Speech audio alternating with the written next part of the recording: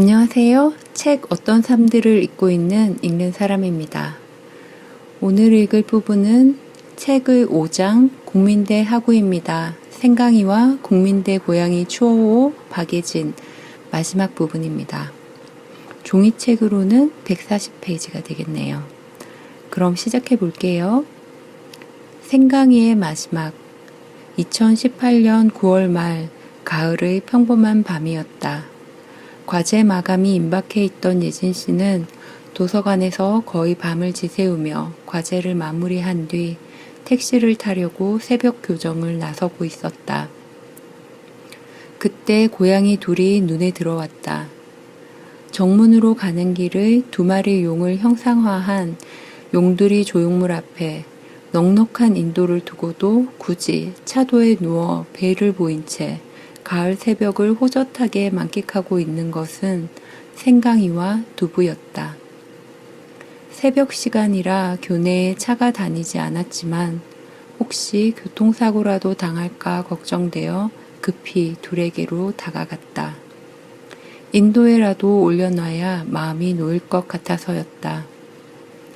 예진 씨를 발견한 둘은 야옹거리며 반갑게 인사했다.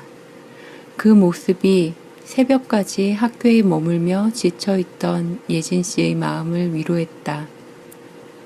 굳은 줄도 몰랐던 얼굴이 자연스러운 미소로 풀어졌고 둘의 귀여운 애교에 예진 씨도 길에 앉아 몸을 부비고 연신 발라당 몸을 뒤집는 둘을 쓰다듬으며 한참 동안 즐겁고 안온한 시간을 보냈다. 마감을 하느라 지치고 날카로워져 있던 마음과 신경이 둘과의 시간으로 부드럽게 녹아내렸다. 그것이 살아있는 생강이와의 마지막이었다. 2018년 10월 3일 오후 동아리 단체방에 생강이가 다친 것 같다는 이야기가 올라왔다.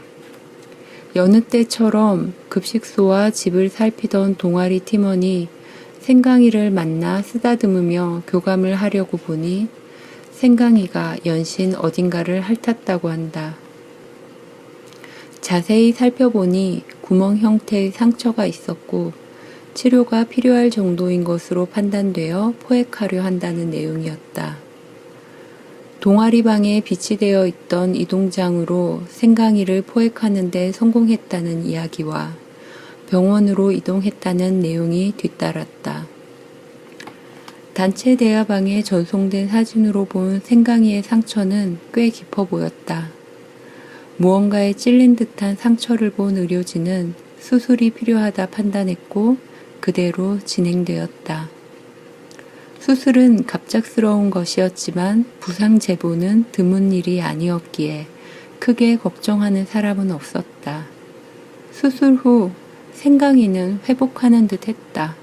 하지만 이내 기력이 떨어졌다. 동아리 사람들은 생강이가 체력이 많이 떨어졌나 보다. 수술이 많이 힘들었나 보다 하고 걱정하면서도 회복을 의심하지는 않았다. 깨끗하게 나은 몸으로 돌아와 캠퍼스를 누비는 것은 시간의 문제라 여겼다. 그저 조금이라도 빨랐으면 할 뿐이었다. 얼른 나아서 생강이가 평소처럼 좋아하던 자리에서 낮잠 잘 수 있기를 바랐다. 그러나 10월 8일에 생강이가 갑작스레 세상을 떠났다는 소식이 전해졌다. 갑작스러운 부상과 이동에 따른 환경 변화, 수술 스트레스 등이 원인이 되어 고양이 전염성 복막염이 갑자기 발현해 사망에 이르렀다고 했다. 당시 생강이의 죽음은 전혀 생각하지 못하고 있었기 때문에 팀원들의 충격이 매우 컸다. 불과 며칠 전까지만 해도 눈을 맞추고 같은 공간에서 숨을 쉬고 있던 생명체가 세상을 떠났다는 것이 허망하게 느껴졌다. 사망 다음 날인 10월 9일 동물 장례업체에서 생강이를 데리러 병원으로 왔고 예진 씨와 추호호 팀원들이 마지막 길에 동행했다. 부패를 막기 위해 밤사이 병원 냉동고에 있었던 생강이를 감싸고 있던 천을 제거하자 꽁꽁 얼어붙은 모습이 드러났다. 귀는 반대 방향으로 접혀 있었고 앞발과 뒷다리도 불편해 보이는 자세로 얼어붙어 있었다. 맑은 분홍빛을 띠었던 코끝과 발바닥은 핏기 없는 탁한 보랏빛을 띠고 있었다.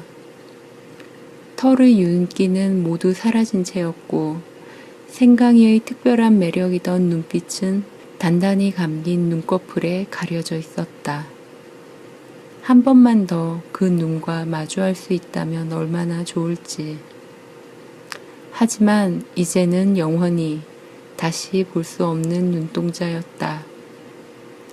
마지막 인사를 하기 위해 생강이의 몸을 만지며 이름을 불러보았지만 돌아오는 것은 대답이나 온기가 아닌 차가운 털의 촉감뿐이었다. 지켜주지 못했다는 미안함과 안쓰러움, 생강이를 다시는 볼 수 없다는 슬픔이 모두를 삼킨 채 화장이 진행되었다. 화장 후 원래도 크지 않았지만 한층 더 작아진 채 유골함에 담겨 캠퍼스로 돌아온 생강이는 이제 추오의 동아리방 벽장 안에 잠자고 있다. 다른 어떤 곳도 아닌 캠퍼스의 동아리방으로 데려온 것은 평생을 보낸 국민대의 한 공간에서 편히 쉬라는 뜻이었다. 2018년 10월 10일 공대 근처에 생강이 추모 공간이 마련되었다. 생강이에게서 기쁨과 위로를 받았던 국민대 학우들이 다양한 이별 메시지를 보냈다. 교정에서 보이지 않아 별이 된 것 아닐까 걱정했다는 사람, 동그랗고 귀엽던 얼굴이 생각난다는 사람, 친구와 함께 이별 인사를 하는 사람도 있었다. 이듬해인 2019년 예진 씨는 익명의 추천으로 회장 선거에 나가 당선되었다.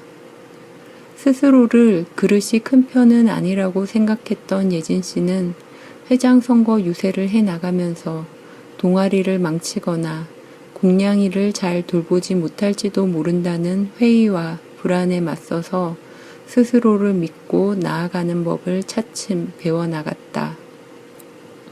그 끝에는 언제나 추오와 공냥이들이 있었다. 캠퍼스를 함께 쓰는 동료 생명이자 학우이면서 선배인 그들의 삶이 사고나 질병, 고양이에게 비우호적인 환경이나 사람으로부터 위협받을 때 다른 장소로 이동시키는 것이 아니라 그 환경을 안전하고 우호적인 것으로 바꾸기 위해 애썼다. 캠퍼스가 국민대 학생에게 그러해야 하듯 국민대의 고양이들에게도 그래야 한다는 생각으로. 생강이는 2015년 국민대 고양이 추오가 생기기 전부터 캠퍼스 내 학생과 동네 사람들의 귀염을 받던 유자라는 고양이의 새끼로 태어났다. 백설기에 유자청을 얹은 유자와 달리 백설기에 군데군데 유자청과 흑임자를 끼얹은 생강이는 콩고물을 먹다가 세상에 나왔는지 입가엔 현란한 콩고물 무늬가 인상적인 고양이였다. 급하게 세상에 불려나온 탓인지 다소 맹하다는 평을 듣기도 했던 삼색 고양이 생강이는 사람을 좋아하고 친절한 데다 애교도 많아 많은 사람들의 예쁨을 받았다. 국민대 고양이로서 그리 길지 않은 삶을 국민대 사람들과 서로 돌보며 살다 2018년 10월 8일 떠났다. 그리고 예전부터 그래왔듯 지금도 국민대의 일원으로서 그곳에서 편히 쉬고 있다. 네, 이런 내용이었습니다. 생강이 이야기 앞부분에서 박예진 씨가 남모르는 고양이를 길에서 만나서 밥을 주고 돌보는 이야기가 잠시 나왔었어요. 그리고 난 다음에 아파트 관리원분한테 제지를 당하고 돌봄을 중단했던 이야기가 있었습니다. 거기에서 길고양이 돌봄의 근거에 대한 이야기가 잠시 나왔었는데 제가 각주를 읽어드리질 않았더라고요. 그 부분을 이 챕터를 마무리하면서 정리를 해두려고 합니다. 그 법적 근거가 되는 건 동물보호법이 될 것 같아요. 동물보호법 제3조에 보면 동물보호의 기본 원칙, 누구든지 동물을 사육, 관리 또는 보호할 때에는 다음 각호의 원칙을 준수해야 한다. 1. 동물이 본래의 습성과 몸의 원형을 유지하면서 정상적으로 살 수 있도록 할 것. 2. 동물이 갈증 및 굶주림을 겪거나 영양이 결핍되지 아니하도록 할 것. 3. 동물이 정상적인 행동을 표현할 수 있고 불편함을 겪지 아니하도록 할 것. 4. 동물이 고통, 상해 및 질병으로부터 자유롭도록 할 것. 5. 동물이 공포와 스트레스를 받지 아니하도록 할 것.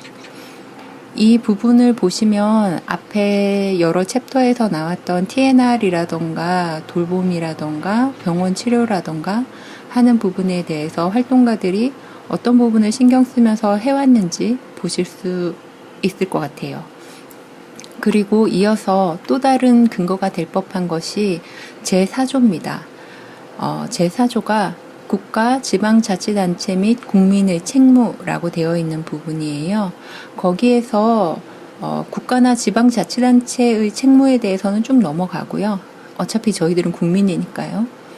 그 6항을 보면 모든 국민은 동물을 보호하기 위한 국가와 지방자치단체의 시책에 적극 협조하는 등 동물의 보호를 위하여 노력하여야 한다라는 부분이 있습니다.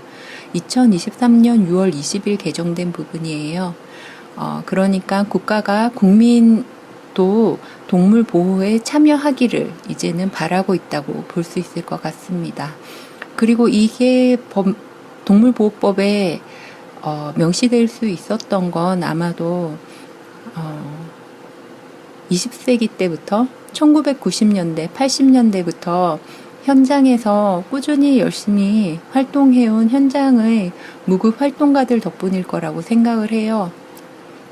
저는 이 이른바 캣맘이라고 불리는 분들, 현장의 무급 활동가분들, 그분들을 인터뷰를 하면서 국가에서 길고양이의 돌봄에 대해 관심이 조금도 없을 때, 그들이 번식이 되든 쥐약을 먹고 죽든 로드킬을 당하든 아무런 관심이 없을 때, 그때도 사비를 들여서 TNR을 하고 개체수 조절을 해오는 걸 그분들과 인터뷰를 하면서 알았거든요. 그분들이 있었기 때문에 이제 지금의 이런 동물보호법이 있을 수 있게 된 거죠. 그리고 마지막으로 제10조 동물 학대 등의 금지에 대한 부분입니다. 이건 아마 이제까지 수없이 학대를 당하며 죽어온 동물, 그리고 그들을 기록하고 의견을 개진해온 활동가들이 있었기 때문에 이 각 항과 호가 법률에 남을 수 있게 된 것 같아요. 그럼 읽어볼게요. 제10조 동물 학대 등의 금지. 1항 누구든지 동물을 죽이거나 죽음에 이르게 하는 다음 각 호의 행위를 하여서는 아니 된다. 1. 목을 매다는 등의 잔인한 방법으로 죽음에 이르게 하는 행위. 2. 노상 등 공개된 장소에서 죽이거나 같은 종류의 다른 동물이 보는 앞에서 죽음에 이르게 하는 행위. 3. 동물의 습성 및 생태 환경 등 부득이한 사유가 없음에도 불구하고 해당 동물을 다른 동물의 먹이로 사용하는 행위. 4. 그 밖에 사람의 생명, 신체에 대한 직접적인 위협이나 재산상의 피해 방지 등 농림축산식품부령으로 정하는 정당한 사유 없이 동물을 죽음에 이르게 하는 행위. 2항 누구든지 동물에 대하여 다음 각 호의 행위를 하여서는 아니 된다. 1. 도구, 약물 등 물리적, 화학적 방법을 사용하여 상해를 입히는 행위. 다만 해당 동물의 질병 예방이나 치료 등 농림축산식품부령으로 정하는 경우는 제외한다. 2. 살아있는 상태에서 동물의 몸을 손상하거나 체액을 채취하거나 체액을 채취하기 위하여 장치를 설치하는 행위. 다만 해당 동물의 질병 예방 및 동물 실험 등 농림축산식품부령으로 정하는 경우는 제외한다. 3. 도박, 광고, 오락, 유흥 등의 목적으로 동물에게 상해를 입히는 행위. 다만 민속 경기 등 농림축산식품부령으로 정하는 경우는 제외한다. 4. 동물의 몸에 고통을 주거나 상해를 입히는 다음 각목에 해당하는 행위. 가. 사람의 생명, 신체에 대한 직접적 위협이나 재산상의 피해를 방지하기 위하여 다른 방법이 있음에도 불구하고 동물에게 고통을 주거나 상해를 입히는 행위. 나. 동물의 습성 또는 사육 환경 등의 부득이한 사유가 없음에도 불구하고 동물을 혹서, 혹한 등의 환경에 방치하여 고통을 주거나 상해를 입히는 행위. 다. 갈증이나 굶주림의 해소 또는 질병의 예방이나 치료 등의 목적 없이 동물에게 물이나 음식을 강제로 먹여 고통을 주거나 상해를 입히는 행위. 라. 동물의 사육, 훈련 등을 위하여 필요한 방식이 아님에도 불구하고 다른 동물과 싸우게 하거나 도구를 사용하는 등 잔인한 방식으로 고통을 주거나 상해를 입히는 행위. 3항 누구든지 소유자 등이 없이 배회하거나 내버려진 동물 또는 피학대 동물 중 소유자 등을 알 수 없는 동물에 대하여 다음 각 호의 어느 하나에 해당하는 행위를 하여서는 아니 된다. 1. 포획하여 판매하는 행위. 2. 포획하여 죽이는 행위. 3. 판매하거나 죽일 목적으로 포획하는 행위. 4. 소유자 등이 없이 배회하거나 내버려진 동물 또는 피학대 동물 중 소유자 등을 알 수 없는 동물임을 알면서 알선 구매하는 행위. 4항 소유자 등은 다음 각 호의 행위를 하여서는 아니 된다. 1. 동물을 유기하는 행위. 2. 반려동물에게 최소한의 사육 공간 및 먹이 제공, 적정한 길이의 목줄, 위생 건강관리를 위한 사항 등 농림축산식품부령으로 정하는 사육, 관리 또는 보호 의무를 위반하여 상해를 입히거나 질병을 유발하는 행위. 3. 제2호의 행위로 인하여 반려동물을 죽음에 이르게 하는 행위. 5항 누구든지 다음 각 호의 행위를 하여서는 아니 된다. 1. 제1항부터 4항까지 제4항의 1호는 제외한다. 의 규정에 해당하는 행위를 촬영하는 사진 또는 영상물을 판매, 전시, 전달, 상영하거나 인터넷에 게재하는 행위. 다만 동물 보호 의식을 고양하기 위한 목적이 표시된 홍보 활동 등 농림축산식품부령으로 정하는 경우에는 그러하지 아니하다. 2. 도박을 목적으로 동물을 이용하는 행위 또는 동물을 이용하는 도박을 행할 목적으로 광고 선전하는 행위. 다만 사행산업통합감독위원회법 제2조 제1호에 따른 사행산업은 제외한다. 3. 도박, 시합, 복권, 오락, 유흥, 광고 등의 상이나 경품으로 동물을 제공하는 행위. 4. 영리를 목적으로 동물을 대여하는 행위. 다만 장애인 복지법 제40조에 따른 장애인 보조견의 대여 등 농림축산식품부령으로 정하는 경우는 제외한다. 쭉 이렇게 읽어드렸는데 여기에서 눈에 띄는 게 이제 동물 경품? 지금도 간혹 보이더라고요. 아주 가끔. 예전에는 아주 많았었죠. 동물 경품이. 그리고 동물 대여하는 경우도 아직까지도 가끔 보이더라고요. 그런데 이런 거. 그리고 동물 학대에 대한 건 정말 동물 학대라고 저희들이 흔히 부르는 동물 상해 행위 같은 경우에는 아주 세세하게 법에 명시되어 있는데 그런 것들이 아직까지 동물 학대로 제대로 처벌받고 있지 못한 것이 참으로 안타깝습니다. 그건 아마 앞으로 저희가 차차 해 나가야 할 일인 것 같아요. 제가 이걸 읽어드린 이유는 그 박예진 씨의 그 이야기도 있기도 하지만 최근에 인터넷에서 어떤 경기도의 어느 학교에서 고양이에게 밥 주지 말라는 경고 포스터를 학교 내외에 부착한 일이 있었기 때문입니다. 그걸 전 그냥 인터넷에서 봤었고 인터넷의 댓글로 다른 많은 분들이 우리 지역에서도 이런 일이 있었다고 안타까운 마음을 많이 표시하는 걸 봤었어요. 일단 길고양이에게 밥을 주지 못하게 하는 것 자체도 이미 동물보호법상으로 다툼의 여지가 상당히 있는 부분이고 우리 국민의 의무 중에 하나가 동물을 보호하는 것이기 때문에 사실은 동물보호법을 가지고 아주 명확하게 길고양이에게 밥을 주어도 됩니다 라고 되어 있지는 않지만 법이 뜻하는 바는 아주 명확하다고 생각을 합니다.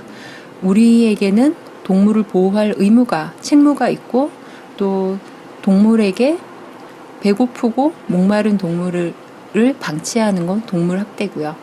그게 법에 나와 있는 부분이니까요. 그렇게 본다면 길고양이에게 밥을 주는 것은 저희의 책무 중 하나라고 볼 수도 있을 것 같아요. 물론 이 이야기는 현실에서 이 이야기를 한다면 여러 가지 다툼이 일어날 수 있겠죠. 그럼에도 이걸 굳이 이야기를 하고 싶었던 건 이 이야기를 굳이 이 국민대 이야기에 붙이고 싶었던 건 그것 때문입니다. 학교라는 공간이 가지고 있는 특별한 점 때문이에요. 저는 학교를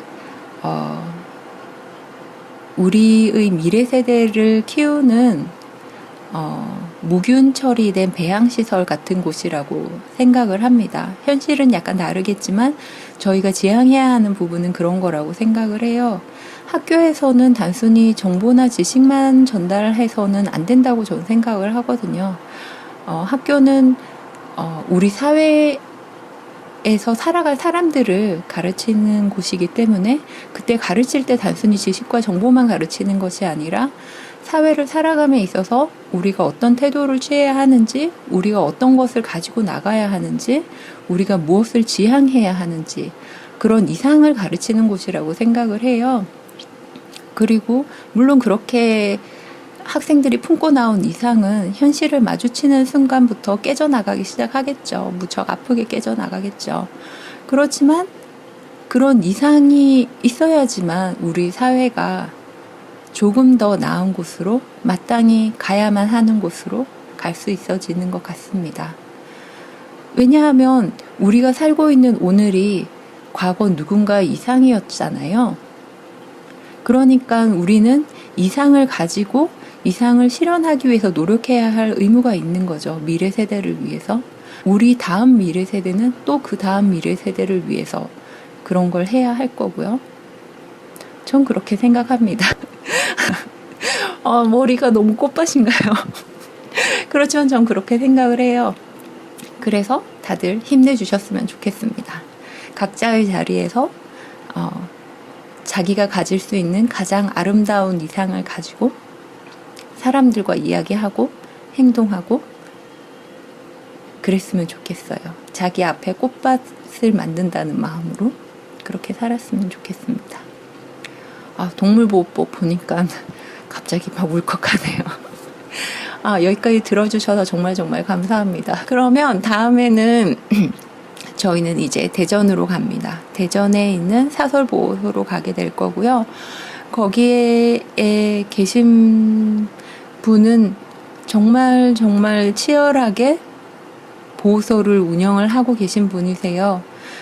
그 보호소를 운영하는 방식이나 이분의 삶이나 그런 것에 대해서 완전히 동의할 수는 없지만 그럼에도 왜냐하면 저는 그분이 너무 많은 자신의 삶을 보호소와 고양이들에게 투신하고 있다고 생각을 하기 때문에 개인적으로는 아주 안타깝습니다. 솔직히. 그렇지만 그럼에도 그런 삶도 있다는 것, 그리고 그 삶을 우리가 어떻게 바라보고 그들과 어떻게 함께 살아나가야 할지에 대해서 고민을 해봤으면 좋겠어요. 제가 되게 이걸 하면서 여러 번 막 고민을 해봤으면 좋겠어요. 이렇게 이야기를 하잖아요. 예루살렘의 아이히만이라는 걸 쓴 한나 아렌트라는 사람이 있죠. 그 사람이 악의 평범성이라는 걸 이야기했다고 하더라고요. 저도 그 저작물을 다 읽진 않아가지고 알지는 못하는데 읽으려고 계획은 하고 있어요. 그런데 이 악의 평범성을 사람들은 흔히 그렇게들 이야기를 하는 것 같아요. 모두가 평범한 일이라고 생각하고 행하는 것이 악이 될 수 있다. 이렇게들. 그런데 실제로 그 진위는 무사유? 정확히는 반성적으로 생각하지 않는 것이 악을 만들 수 있다라는 뜻이라고 하더라고요. 그래서 그냥 저희가 정말 이거는 그냥 평범한 일이야. 이건 그냥 보통의 일이야. 이건 누구나 하는 일이야. 라고 하고 넘어가는 것들에 대해서도 괜찮을까? 이게 옳은 일일까? 계속 생각하고 의문을 가지고 흔들리면서 살아가면 좋을 것 같습니다. 그러면 조금은 덜 악하지 않을까요? 정말 마지막까지 엉망진창인데요. 그러면 진짜 들어주셔서 감사합니다. 다음에 또 봬요.